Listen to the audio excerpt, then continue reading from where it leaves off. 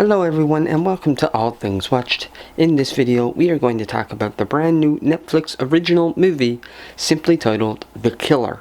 Now this movie mainly starred Michael Fassbender, and there's a bunch of other actors credited here as well: Tilda Swinton, Arliss Howard, Charles Parnell, Carey O'Malley, and so many other great actors as well. But essentially the movie really is only about Michael Fassbender's character, and he is known as the Killer. In fact, this movie has pretty well no names in there whatsoever, and like I said, Michael Fassbender is the only character or the only actor that's actually in the entire movie. Everyone else is only in there for certain sections, specifically certain parts. This movie is broken up to a bunch of different parts, literally starting out opening with part 1, and then there's part 2, 3, 4, I think there was 5 or 6 parts in total, and then of course each part having sort of like its own little subplot, which all comes together to make one big plot, which is the movie as a whole. Now, as I just said, there's no real names in the movie whatsoever, but Michael Fassbender's character, he portrays the Killer, and the whole story is told from his perspective and from his type of world. He is this assassin who essentially ends up getting hired to take out certain targets. That's why the name of the show is called Killer. And basically in part 1, that's sort of what it opens up to. It opens up with you seeing him going to work, doing what he does, basically having a contract. Then he has to kill someone and, basically, fulfill that contract, and then he ends up getting paid. Now part 2, and I don't mean act 2, I mean part 2, like I just said, the movie is broken up into different parts.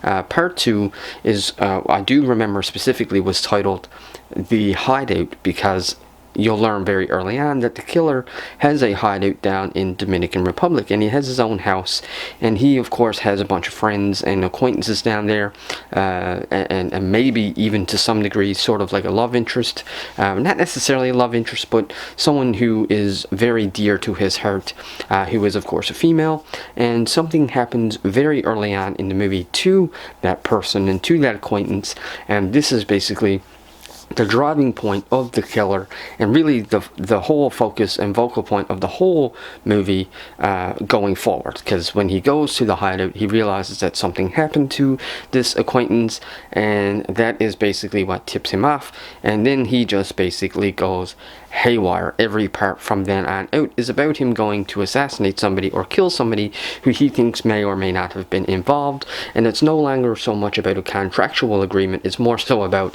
he's just going on this revenge vendetta. He's going to destroy anybody that gets in his way, or anybody that he thinks may or may not have been involved with this incident happening to his acquaintance. Now, I will say that Michael Fassbender's performance in this movie and his portrayal as the Killer was absolutely phenomenal, and I don't think that that's any big surprise. Michael Fassbender is a grade A actor. He is absolutely phenomenal, and he plays these roles specifically very good. He plays this sort of villainous role very good. He did a great job as Magneto, because he has that edge to him. He has that sort of intimidating but also very calm and collective, sort of in the moment, sort of act to him, and that's exactly what he does here. He's very cool, he's very calm, he's very collect, and he's very strategic, and he knows exactly what he's going to do. He knows exactly how to do it, and he also thinks about consequences, and he sort of thinks about things that could happen as well. He's very strategic, if that makes sense, in this movie, and he doesn't really allow much room for error.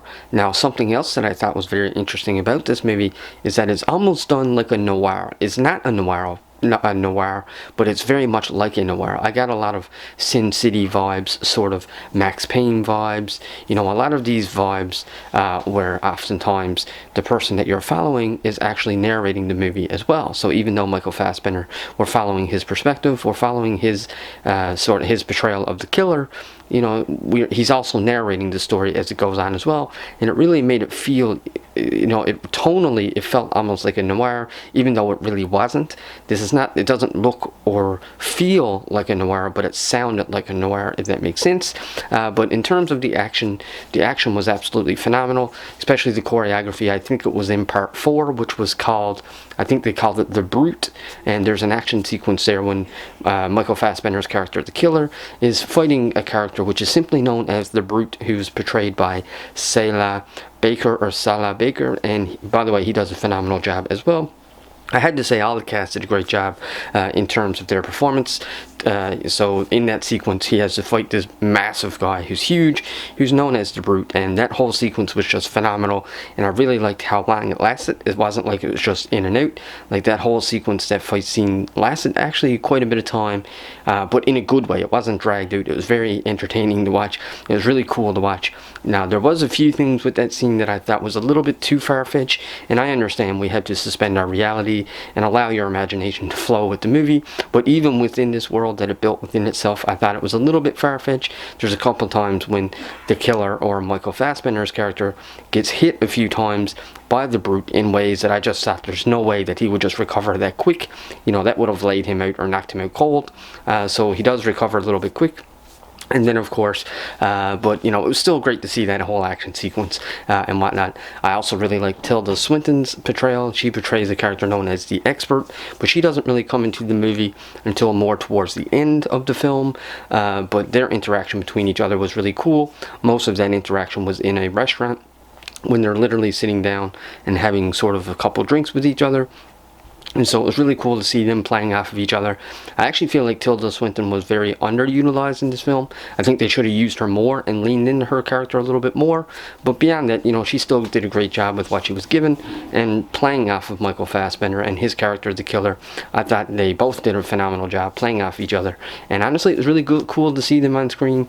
And I hope they are in projects again in the future and all that good stuff.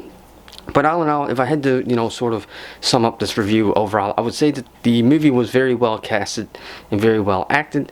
But I did feel like, you know, the story, although it was fun to watch the Killer sort of go on this revenge vendetta for something that happens to someone he knows, I did feel like the story was still a little bit, you know, it was interesting, but it wasn't like, you know, this is not the greatest story that you've ever seen. I did feel like the story fell a little bit flat, but I did love how they had Michael Fassbender narrate the movie, and so I think that that was really what elevated the movie and made it as good as what it even was. I think that if that narration wasn't there, I think this movie would have failed, or, well, not necessarily failed, but I think it would have been a lot less interesting than what it was, knowing that we could hear the Killer's thoughts.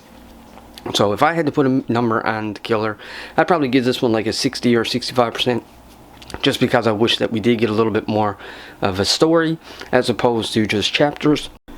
But I did still have a lot of fun, and I do think that after seeing the movie, I do see why they went with the chapters, and I do see why they had Michael Fassbender narrating a bunch of, a bunch of the movie as well. It does make sense as to why they did it. I just wish that they had made it a little bit more emotionally.